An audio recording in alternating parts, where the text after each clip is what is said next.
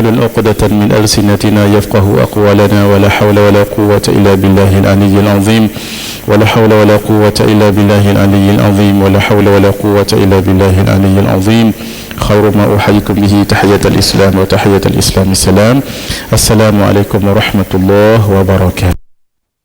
Apa dalam bab kebaikan ganjaran, kalau kawasan ini, orang di sini, negeri ini dapat pahala, Nabi nak seluruh yang lain pun dapat pahala juga. Kerana itu orang di Makkah dapat pahala umrah setiap hari. Kenapa? Sebab di situ ada Kaabah. Apa yang berlaku dengan orang di Madinah?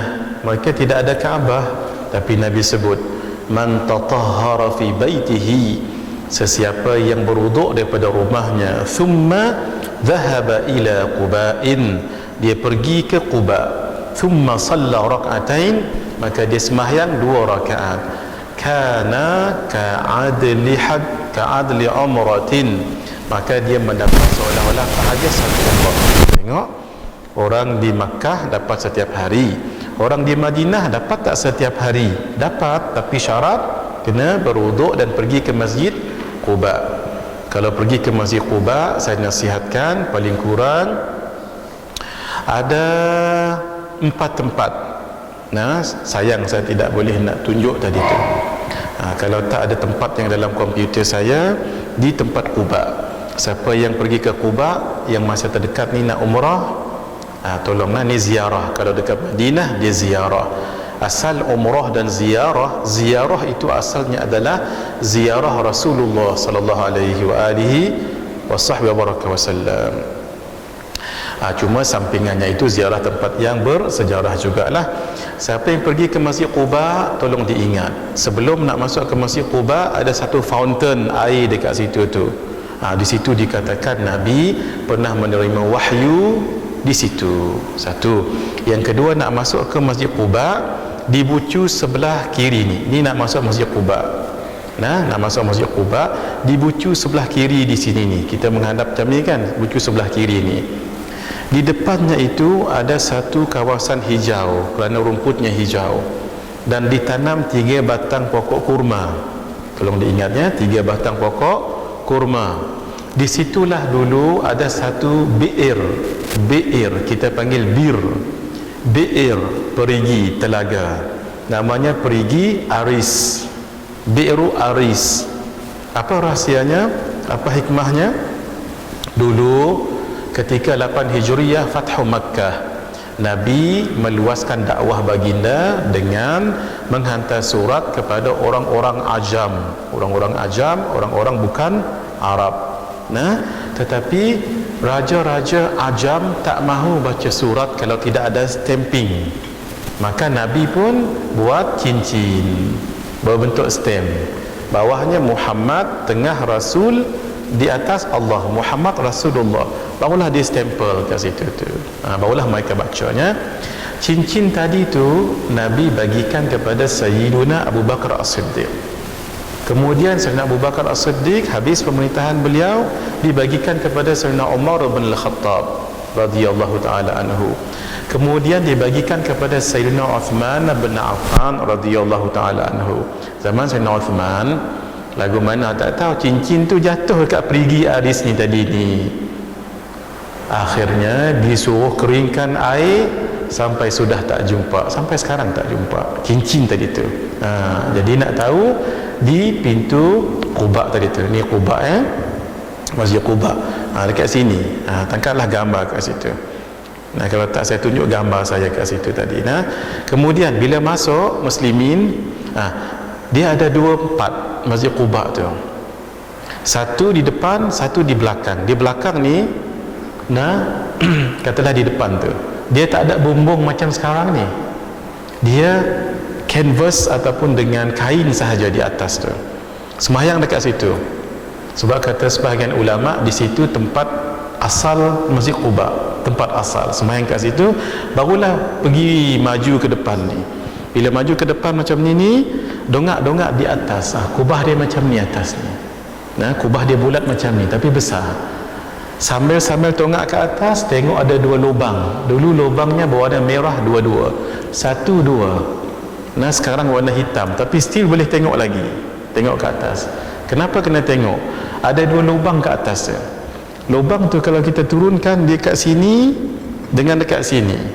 Nah, sembahyang di 2 lubang ini, ataupun sembahyang di tengah-tengah antara 2 lubang ini. Ini lubang pertama, ini lubang kedua. Sembahyang di 2 ini atau di tengah ini.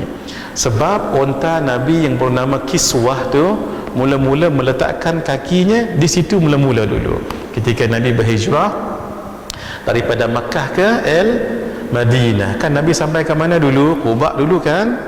Nabi sampai ke situ dulu. Boleh? Sebab itu cuba tengok, kalau orang sembahyang dekat situ sambil-sambil dia maju ke depan dan tengok atas, dia ada ilmu ni lah ni. Tapi kalau pergi ke depan kepala kerah je, itu tak ada ilmu ni. Nah, ini jarang orang cerita ni, kecuali tertentu sahaja. Boleh? Baik. Kalau di Makkah boleh dapat umrah setiap hari sebab ada Kaabah.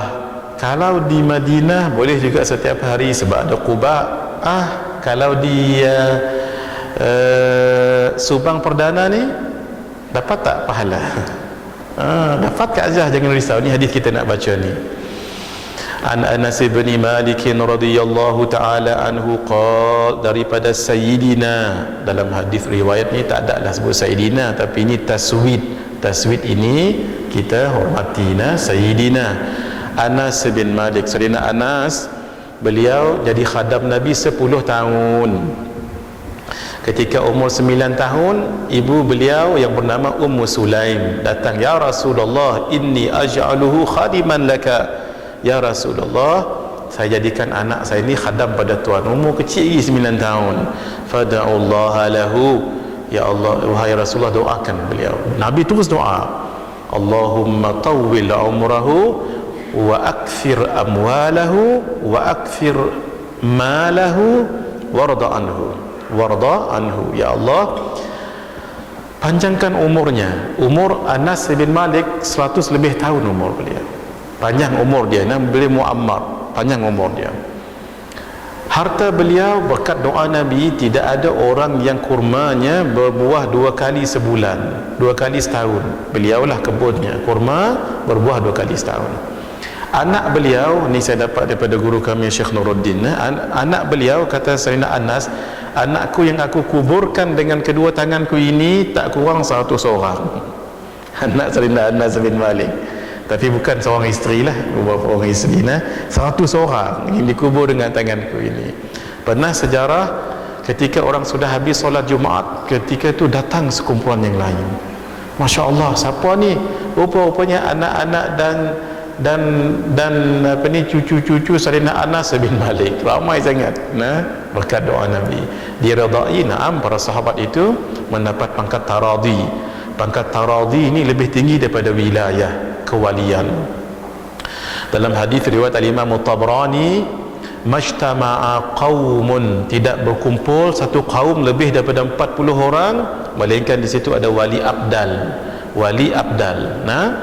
Di dalam kitab Jami' Karamatil Awliya karangan Syekh Yusuf An-Nabhani, di situ disebut wali-wali ni ada namanya. Ada abdal, ada rajabiyun, ada nujaba, ada autad. Ketua pada seluruh wali-wali ini tadi namanya Ghaus.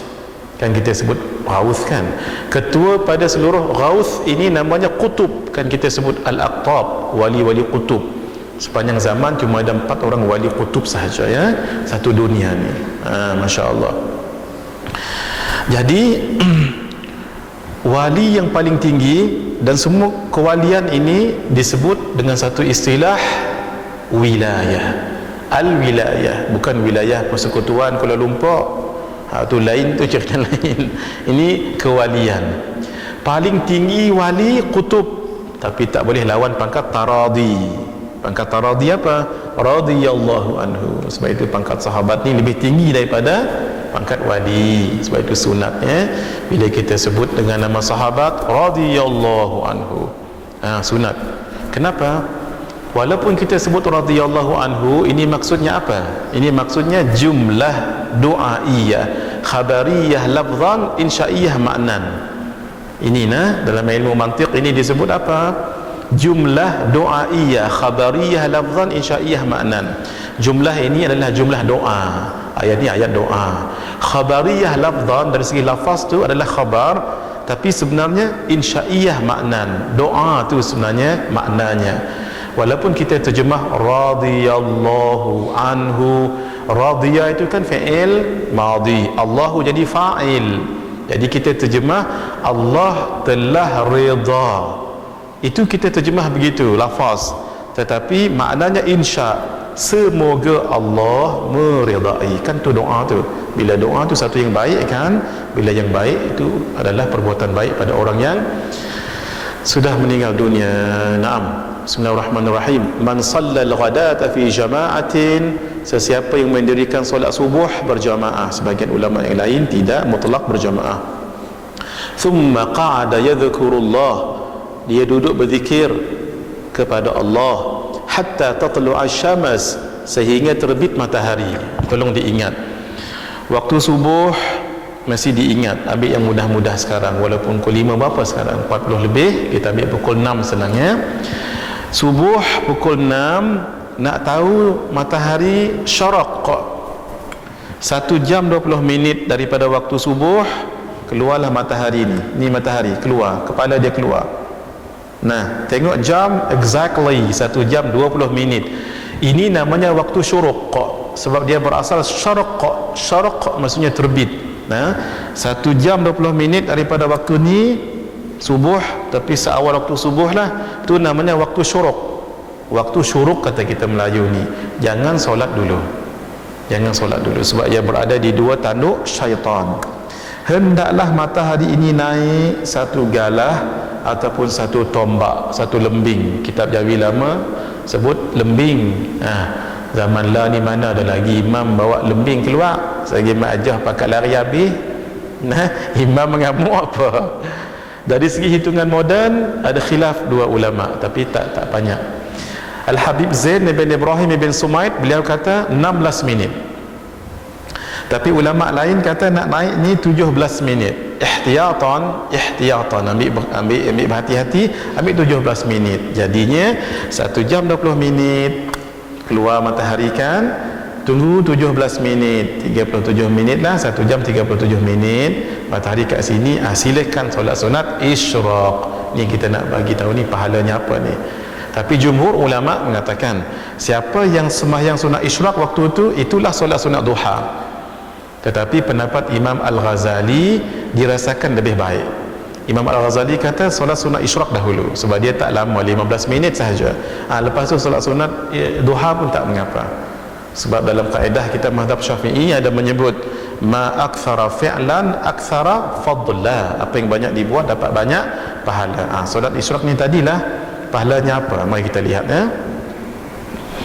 Thumma salla rak'atain, lalu dia sembahyang 2 rakaat. Ini kata ulama solat sunat isyraq, kanat lahu ka ajri hajjatin wa umrah, dia dapat pahala haji dan umrah.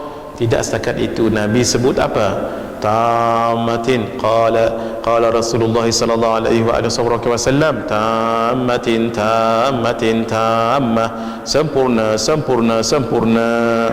Alhamdulillah. Jadi tidaklah kita rasa sebab galak, sebab apa? Sebab kita dapat pahala haji dan umrah setiap hari. Tolong diingat ya. Apa dia? Sembahyang sunat isyraq, tapi syarat masih duduk kat situ. Kalau lepas solat subuh mak ajah masak dulu air, jurang dulu air kat dapur, tak boleh dah. Dia lepas solat subuh dia kena duduk kat situ. Bukan semestinya duduk di tempat solat tu, tidak ya. Yang penting fi musallah, tempat dia solat tu tadi tu ya. Tapi tak boleh pergi ke dapur. Boleh pergi ke bilik air kalau memang dah sakit nak ni air, bilik air tak apa, pergi. Tapi kalau saja-saja terbatal lah yang dikatakan pahala haji dan umrah ini tadi. Nanti kita lihat banyak lagi hadis, 40 hadis dalam ni. Amalan sedikit pahala berganda nanti Baik, bismillahirrahmanirrahim. Kita berhenti pukul 12.30 insya-Allah. paling lambat pun 12.45 kita tengok nah. Bismillahirrahmanirrahim, muka surat 235. Sudah. Faslun, syarat sah salat. Syurutus salati thamaniyatun, taharatul hadathain wa taharatu anin najasati fi thawbi wal badani wal makan wa satrul awrah wa istiqbalul qiblah wa dukhulul waqti wal ilmu bi fardiyatiha wa alla ya'taqida fardan min furudiha sunnatan wa ijtinabul mubtilat. Naam. Kalau salah satu daripada syarat ini tidak dipenuhi, batal solat. Dia mesti penuh 88 itu. Naam.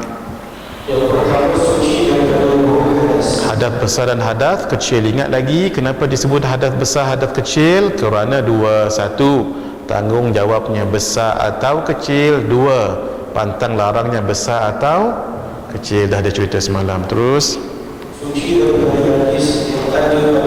pada pakaian yang dipakai itu. Satu. Dua, tempat solat begini. Tempat solat ni bila kita solat, bila kita sujud, disitulah yang dikatakan tempat solat. Nah, contoh sujudlah kat mana? Bila kita sujud yang dekat dahi, dekat tapak tangan, itu namanya tempat solat. Nah, katalah bila kita sujud ada tahi cicak, betul-betul kat hidung kita ni, betul-betul kat hidung, tapi tak kena dengan hidung, maka tak batal solat. Sebab kan tempat solat bila kita sujud, di situ ada tahi hidung, tahi hidung pula, hidung. Tahi cicak. Ini cerita najis mughalladah tadi ni. Najis mughalladah, tahi gajah. Mentang-mentang bunyi mughalladah, terus jawab tahi gajah. Walah tahi gajah tu najis apa adik? Najis apa? Mughalladah. Mutawassitah. Nah, kita solat di sini ni. Ini tahi cicak ni sini ni. Kena tak hidung? Tak kena. Tak mengapa. Maksudnya sah. Boleh. Tempat solat tu bila kita sujud kena tempat itu. Itu namanya tempat solat. 6. Terus ada permasalahan ni, setiap satu ni ada permasalahan. Nanti kesempatan bacalah kat rumah ya. Terus terus aiyah,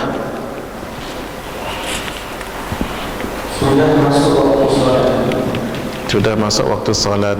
Sebelum itu muka surat 241. Ini untuk orang yang pakai spek mata ni. Untuk orang yang pakai spek mata, di situ ada faedah amalan untuk menajamkan pandangan mata, supaya mata kita tajam ya. Dikatakan amalan ini berasal daripada Habib Ahmad bin Hasan Al-Attas yang mengatakan dua ayat ini 241. Dua ayat ini mujarrab untuk, tuan-tuan tahu apa maksud mujarrab? Mujarrab ni satu amalan yang diuji, yang dibuat. Jarraba, yujarribu tajriban, dia pun jarraba, dia pun buat. Jarraba tajriban, akhirnya buat, akhirnya mujarrab. Tu asalnya mujarrab tu. Jadi sebahagian ulama kumpul yang ini mujarrab untuk mata, ini mujarrab untuk telinga, ini mujarrab kuat ingatan, mujarrab. Akhirnya satu kitab namanya mujarrabah. Sebab semua mujarrab jadi mujarrabat. Berasal daripada pengalaman, walaupun tidak daripada hadis. Ini sama pengalaman dah ni. Ayat ini mujarrab untuk menajamkan pandangan mata yang dibaca pada kedua tapak tangan pada waktu pagi. Ini kedua tapak tangan ni baca begini, kemudian tiup hujung kedua ibu jari, tiup.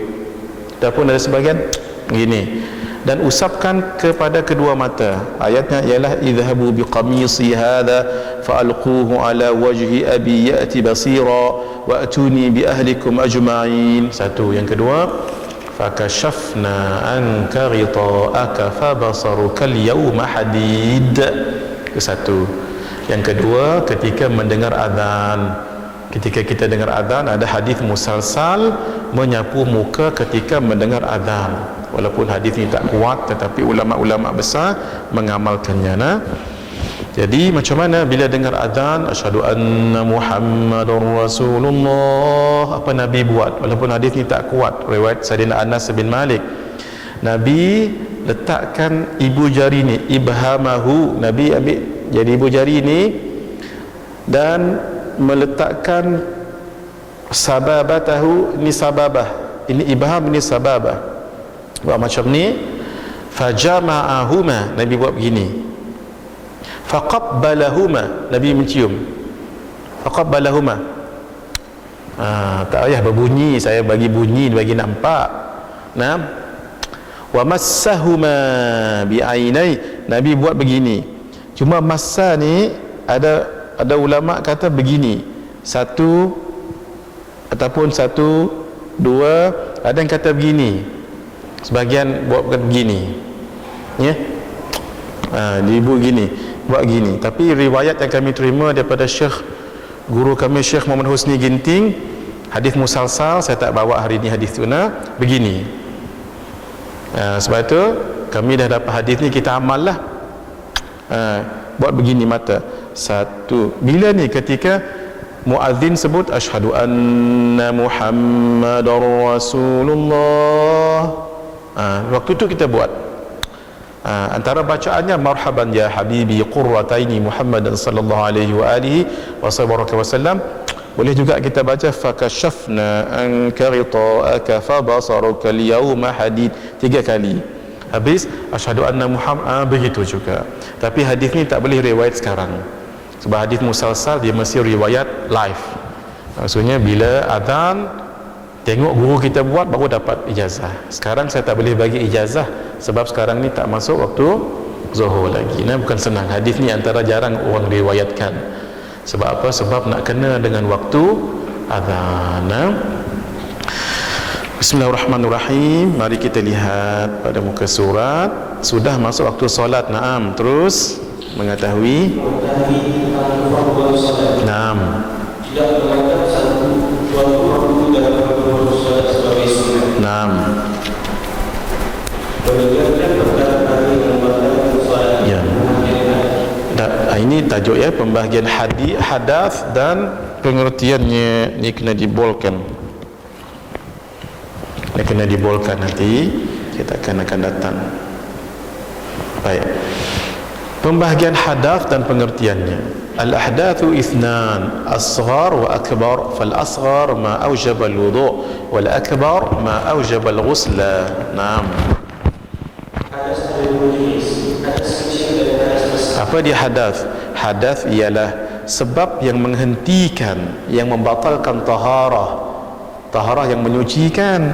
Sebab yang menghentikan taharah hanya 2, iaitu hadas kecil dan hadas besar. Naam.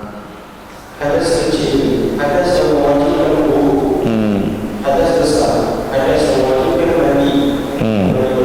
Baik, saya dah buat 229 tu, dikatakan disebutkan dengan hadas kecil kerana tanggungjawab untuk mengangkat, menghilangkannya adalah kecil, dan hadas besar kerana tanggungjawab untuk mengangkat, menghilangnya adalah besar. Tambah satu lagi tadi apa?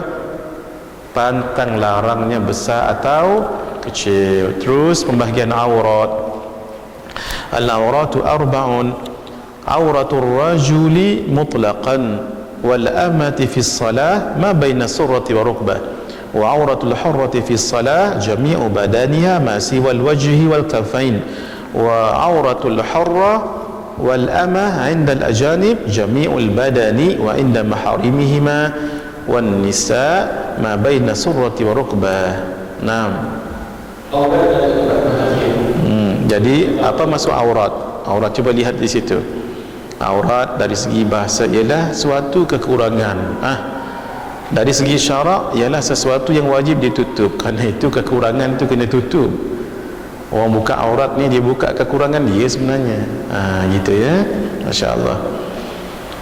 Tanyalah pada adik-adik, mak-ajah, kak-ajah sekalian, menutup aurat dengan benar. Adik-adik lelaki pun sama juga. Mudah-mudahan istiqamah sampai bila-bila. Jangan dibuka-buka lagi. Nah, terus yang pertama, aurat lelaki secara mutlak adalah aurat perempuan adalah pusat dan lutut. Pusat dengan lutut. antara pusat dengan lutut, termasuklah pusat dan lutut. Nah, jangan antara pusat dengan lutut saja. Nah, terus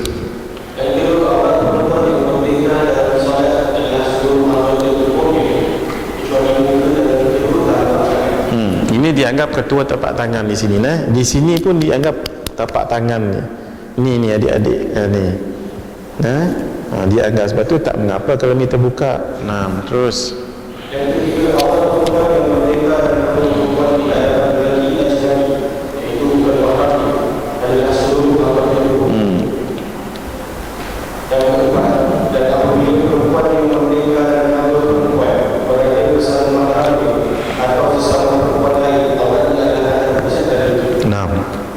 sekarang kita masuk rukun solat. Bismillahirrahmanirrahim. Faslun 255 arkan salati 17. Ini tidak di mu'tamad. Yang mu'tamad bukan 14 tetapi bukan 17 tetapi 13. Ingat ya, ini tidak mu'tamad. Yang mu'tamad dalam mazhab kita 13 bukan 17, tapi ia beza dari segi apa? Dari segi lafaz sahaja. Nanti kita akan syarahkan.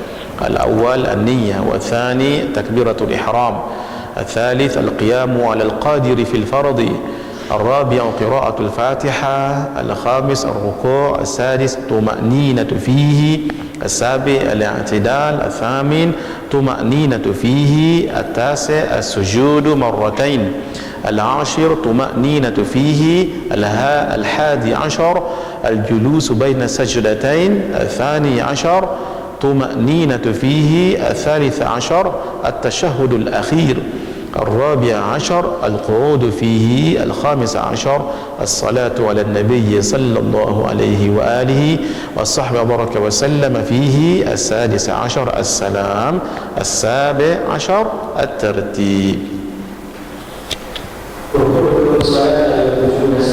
Naam, 17 perkara. Tengok khilafnya. Nah, footnote bawah tu, khilaf ulama dari segi lafaz, khilaf lafzi, dan bentuk khilaf syakli sahaja. Bendanya sama. Cuba kita lihat terus. Hadirin, dalam kitab saya ni, dalam rukun ada rukun. Sebab itu, walaupun tadi disebut rukunnya niat kan, dia ada syarat-syarat sah niatnya itu. Muka surat 261. Itu kena perhati elok-elok. Cuma kita tak cukup masa nak perjelas satu-satu. Tengok syarat-syarat sah niat. Walaupun niat itu adalah rukun, tapi nak sah rukun itu mesti syarat-syaratnya dipenuhi. Satu, hendaklah dilakukan dengan hati. Berniat ketika takbiratul ihram. Nah, iaitu menghadirkan niat bermula daripada huruf alif dalam kalimah Allah dan sebelum huruf ra dalam akbar. Begini. Niat boleh dihadirkan antara kedua huruf tersebut. Tuan-tuan mengaji perukunan Melayu, kitab Jawi lama dulu ni, bila kita angkatnya, sebut dulu talaffuz bin niat itu sunat. Dalam kaedah mazhab kita Asy-Syafi'i, at-talaffudzu bin niyati qubaila kulli ibadatin mustahabbun. Hafal ini, dihafalkan. Jangan kira biarlah mazhab lain kata tak sunat, mazhab kita kata sunat. Yang tu kata kita mutamakin, pegang betul-betul dengan mazhab kita. Tapi jangan jumud gitu ya. Sebut usalli fardhu dhuhri 4 raka'atin adaan ma'muman ke imaman lillahi ta'ala. Sebut. Sebab itu sunat. Bila sunat dapat pahala. Ma yuthabu fa'iluhu wa la yu'aqibu tarikuhu, kan tu sunat tu. Barulah sahaja aku tu ketika ini daripada alif Allah sampai ra akbar. Kalau dia cantik, bila kita sebutnya dalam hati, dia cantik. Sahaja aku qasad, solat fardu ta'arud, tu ta'arud tu fardu, lohak itu ta'yin. Nah, cukup. 4 rakaat sunat. Mengikut imam, itu syarat mengikut imam. Kalau makmum solat tak sebut mengikut imam, sembahyang makmum itu batal, sebab dia dianggap sebagai bermain-main. Tapi kalau imam tak menyebut imam, sah, tetapi tak dapat pahala berjamaah. Nah, contohnya kita solat ba'diyah zuhur, tiba-tiba ada orang ikut kita, boleh tak dia jadi makmum kita untuk solat zuhur? Boleh tak? Boleh. Dia wajib sebut makmuman. Kita tengah sembahyang seorang-seorang tadi, bila dia pegang bahu kita, boleh kita niat jadi imam sekarang. Jangan sebut dengan mulut, jadi imam sekarang ni. Nah, maka dia dapat pahala berjamaah. Kalau dia tak niat imam sekalipun sah, tapi tak dapat pahala berjamaah. Boleh? Kerana itu dijaga. Sebahagian kitab menyebut begini: siapa yang berniat sahaja aku sembahyang zuhur, dia tak sebut fardu, batal sembahyang zuhur dia, sebab dia tidak ta'arud. Kan dia ada qasad, ta'arud, ta'yin. Tengok ni kupasan ulama ni ada dalam hadis tak ni? Ni mana dalam hadis? Sebab itu siapa pegang Quran dengan hadis sahaja, sesat orang ini tanpa syarah daripada ulama. Nah, jaga-jaga tu. Jadi kalau boleh begini cantik sangat Allah, dalam waktu tu dia berlalu ya dalam hati, sahaja aku sembahyang lohor 4 rakaat mengikut imam kerana Allah Ta'ala cantik dia mari. Itu namanya muqaranah kamaliyah, muqaranah yang kamaliyah, sempurna. Tetapi bila tak masuk Allah, bunyi je kuat tapi tak masuk sahaja aku. Ada orang was-was begini kan, Allah bunyi je sedap, tak masuk lagi sahaja aku tu. Allahu tak masuk lagi, baru masuk sahaja aku. Nah, itu namanya muqaranah arfiyah. Memang ada satu buku khas cerita bab niat saja, jangan sembarang, sebab dakik benda ini. Nah, baik, ini sikit saja ni. Terus yang kedua, takbiratul ihram. Ingat takbiratul ihram ini rukun apa ni? Rukun qauli. Rukun qauli ada syarat dia. Satu, mesti dibaca dengan bertajwid, salah batal diulang balik. Nah, yang kedua, didengar sendiri, jangan tak didengar. Yang ketiga, dia mesti ada miming gini, mesti ada mulut gini. Mesti ada. Kalau solat, contoh solat zuhur,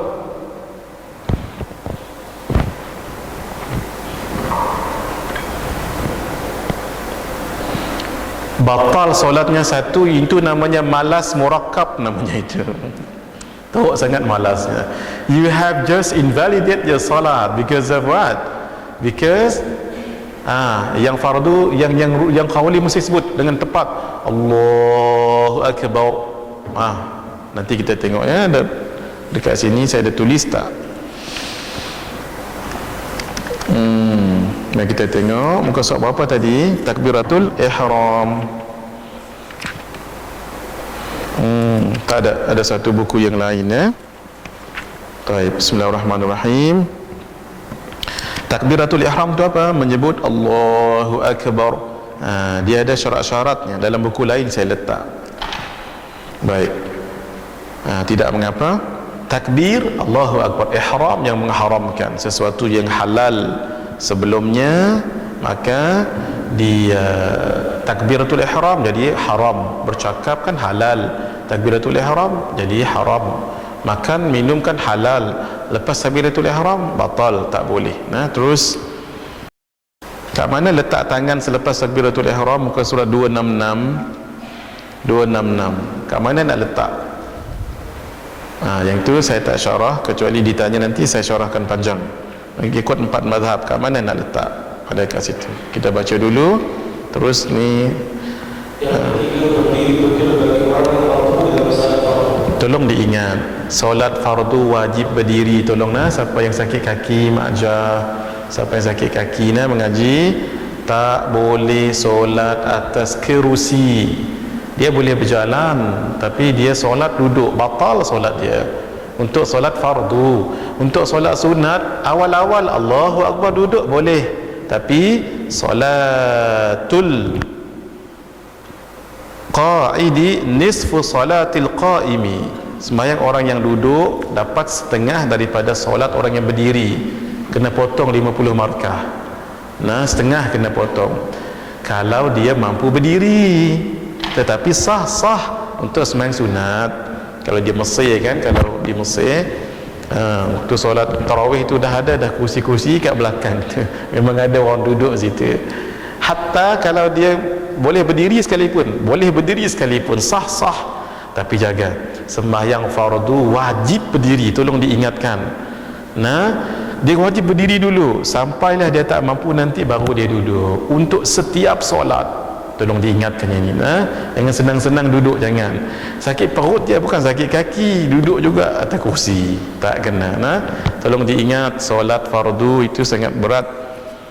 Terus bukan berat apa, perlu dipenuhi tuntutan dia. Terus sebelum itu yang wajib berdiri, satu, berdiri betul, mesti betul-betul berdiri. Yang kedua, takbiratul ihram wajib berdiri. Tak boleh daripada pintu kat depan tu takut ketinggalan imam, dia dah takbir kat situ dah sambil berlari Allah, tak boleh.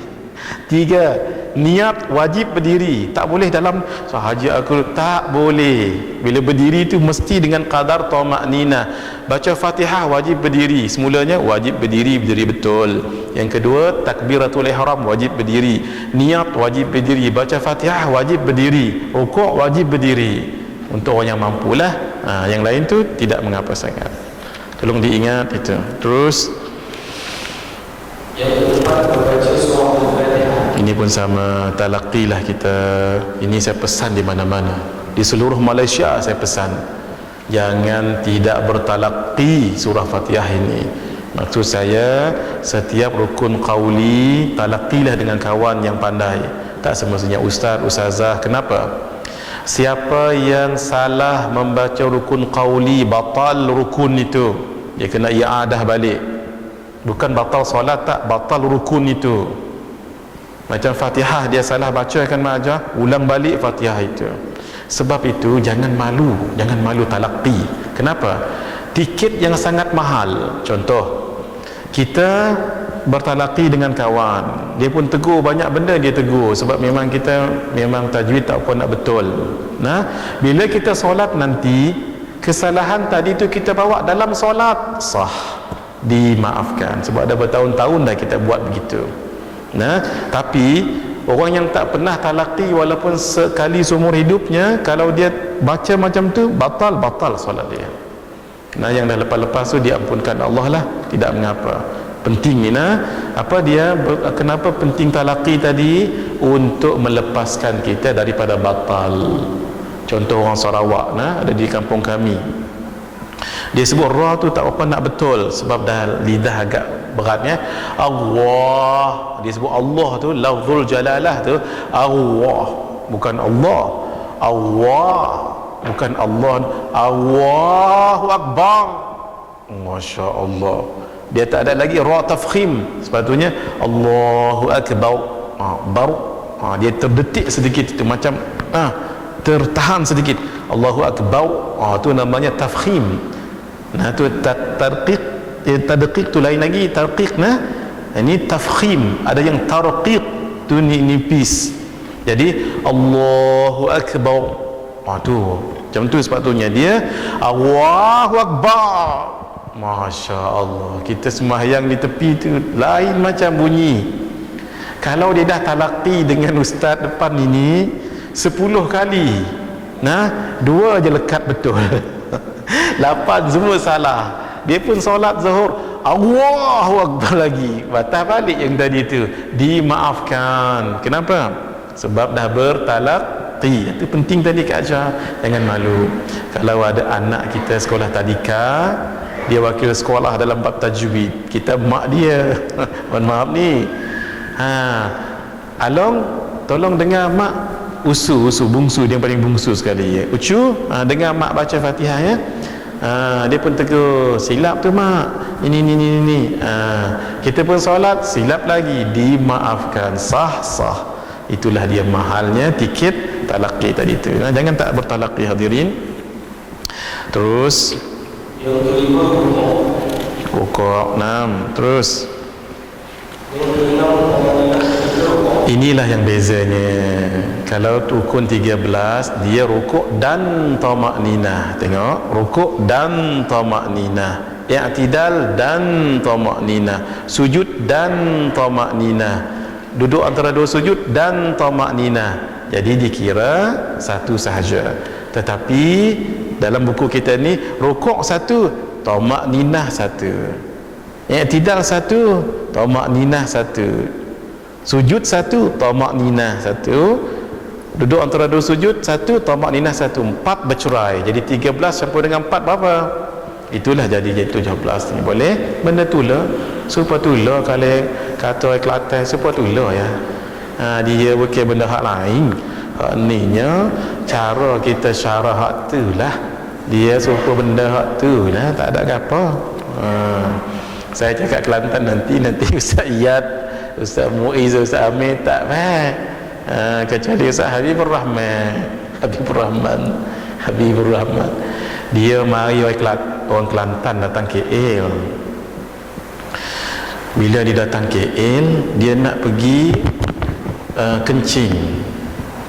Dia pun tengok tandas tu, dia kata tandas ni buka malai je ke? Dia pergi, dia nak pergi kencing. Dia nak pergi kencing. Lepas tu dia pun pergi tandas dekat KL ni lah. Dia pun tengok, tandas ni buka malai ke? Mana tandas dia? Sebab dia tengok dekat atas tu MALE, malai. Walhal tandas tu male kan untuk perempuan, untuk lelaki. Dia pun baca malai. Bapa tak ada tandas ianya. Dia kata, tandas ni buka malam je ke? Kenapa tak buka siang? Sebab dia baca MALE, malai. Mana sianya? Walhal tu tulisan bahasa Inggeris. Nah, male lawannya apa?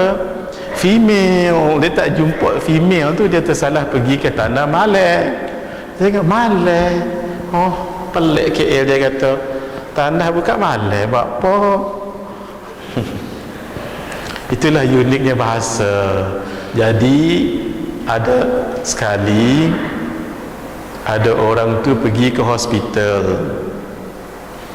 Dia lama dah menunggu queue, bukit beratok dah 30 minit, lama kan. Tiba-tiba ada orang mari potong queue dia. Oh, dia marah lah. Dia orang Kelantan. Buat apa potong queue nya? Jadi kata abang tadi tu, sebenarnya abang tu pegawai hospital juga Dia bawa kursi roda, dalam tu ada seorang pesakit. Jadi nak jadi ceritanya, abang ni pun orang Kelantan juga. Jadi orang ni marah lah, murih. Dia marah lah. Apanya kita lama dah tunggu ni. Kata abang ni yang bawa wheelchair tadi tu, dengan ada pesakit lain tu, sobar. Maksudnya be patient, sabar. Buat apa sabarnya, kita lama dah tunggu ni. Sabar. Hak ni kecemasan ni. Dia kata kecemasan kau. Sila cepat. Ambo keceman ni. Tak faham. Orang KL tak faham ni. Nah, kecemasan kau. Cepat dia kata. Tak sangka ambo tu pun keceman ni je. Dia ni kecemasan. Dia terjemah bahasa KL ya. Dia kata kecemasan. Dia ingat kencing masam. Dia ni sebut kecemasan. Jadi dia ingat kencing masam. Allah, saya nak dapat rawatan ni kerana penyakit kencing manis. Kawan ni teruk lagi, kencing masam. Baru faham lah adik ni. Dia menunggu lama tu sebab apa? Sebab dia ada penyakit kencing manis. Dia ingat orang yang disorong tu kencing masam. Allah, tak pernah dengar kencing masam. Ni ini dah tahap kritikal ni. Cepat. Dia kata cepat. Ambo kencing manis ya, orang ni teruk lagi kencing masam. Ada lagi cerita tak habis kitab ni. Tapi cerita ni tak apa molek, tapi tak apa untuk kita ngajar-ngajar kan. Jadi ada orang tu pergi ke kelab malam, ya. Jadi dia ustaz pergi kelab malam ni untuk buat apa ni, mencegah maksiat lah. Jadi tiba-tiba datang seorang perempuan pada ustaz ni tadi, abang nak minum apa bang? Bahasa standard KL, abang nak minum apa bang? Dia ni orang Kelantan. Dia kata abang nak minum apa? Dia kata, tak payah cerita, tak jadi cerita nah. Tak jadi cerita. Tak sedap sebab cerita ni melibatkan kelab malam. Ke nak cerita juga?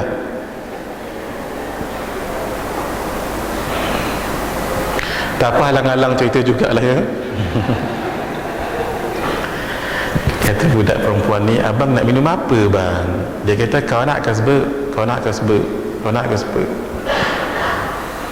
Kan dalam pasal, kan dalam kelab malam tu bising kan.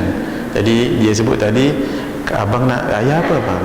Jadi kata ustaz tadi, kau nak kasbek. Jadi yang tu pun datang, dibawanya kasbek. Tahu kasbek tak? Kasbek arak tu kan, kasbek tu. Jadi ustaz tadi kata, bawa apanya? Kenapa bawa air ni? Kata budak perempuan tadi, bukan abang ke yang minta kasbek tadi tu?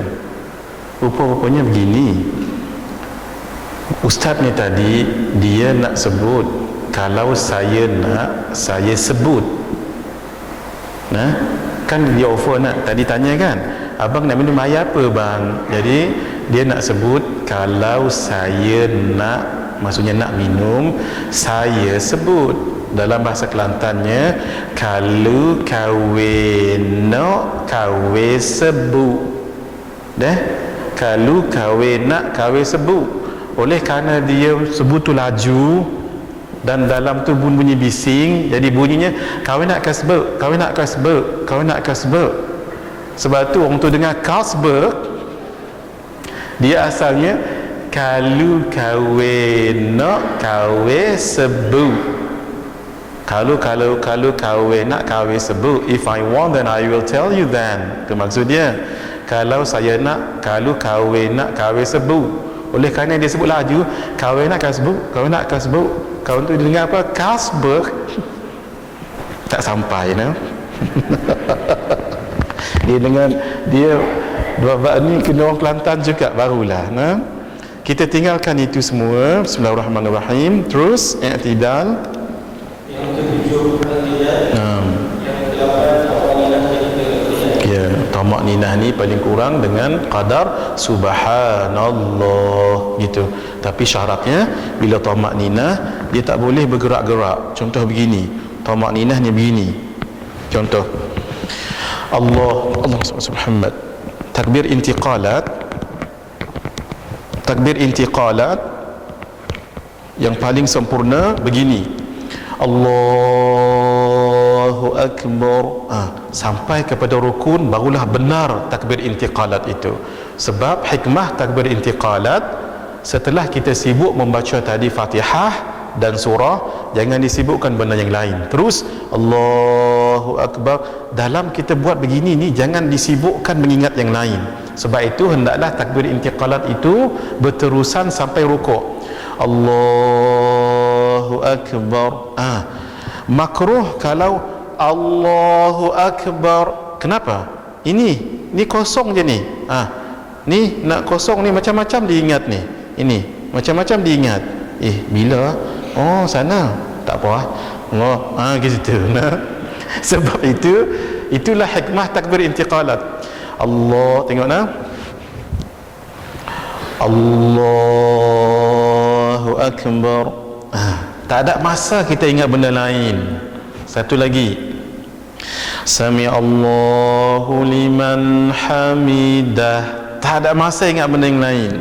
Kalau begini, Allahu Akbar. Ni saat ni berapa saat ni? Macam-macam diingat ni. Kat mana slipper tadi?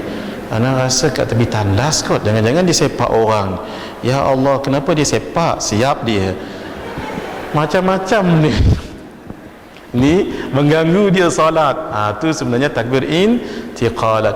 Dan yang katanya tamak ninah begini nah, Allahu Akbar dalam masa satu saat, dalam masa subhanallah ini jangan bergerak, tak boleh bergerak, habis begini. Kalau dia masih bergerak, tak nama tamak ninahnya tu batal dalam mazhab kita Syafi'i. Mazhab Hanafi tak ada tamak ninah. Kalau mazhab Syafi'i kita begini, Allahu Akbar, dia bergerak macam ni. Sami Allahu liman hamidah, batal. Sebab tu tak nama tamak ninah. Tamak ninah maksudnya berhenti seluruh pergerakan. Ingat kalau dalam mazhab Hanafi tu tak kira.